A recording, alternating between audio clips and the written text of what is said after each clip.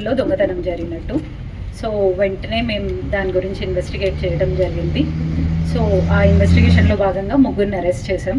ఈ ముగ్గురు నిందితులు Nimmalaboina Suresh, Rudraboina Ganesh and Gajula Sridhar. So further investigate చేస్తే తేలింది ఏంటంటే వీళ్ళు ఇలాంటి 11 దొంగతనాల్లో ఇన్వాల్వ్ అయ్యారు అని. సో దాంట్లో ఆ 11 దొంగతనాల్లో 3 temple thefts.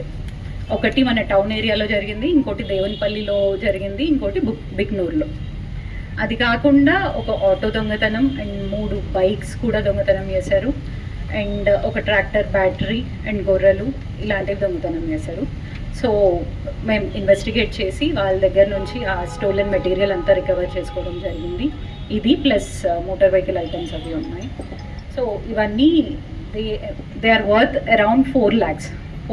My team, especially CI Chandrasekhar garu and town SIs and constables and Devanpalli SI and constables, వీళ్ళందరూ వెంటనే చర్యలు తీసుకొని ఇన్వెస్టిగేట్ చేసి వీళ్ళని పట్టుకోవడం జరిగింది.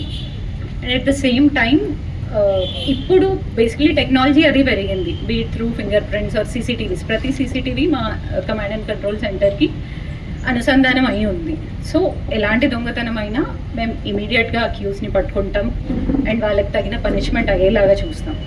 అట్ ద సేమ్ టైం ప్రజలకి మేము చెప్పేది ఒకటి అలర్ట్గా ఉండండి. Prevention is always better than cure. So మీ చుట్టుపక్కల ఎవరైనా సస్పీషియస్గా కనపడ్డా మాకు వెంటనే రిపోర్ట్ చేయండి. At the same time importance of CCTV cameras ప్రతిసారి చెప్తూనే ఉన్నాం.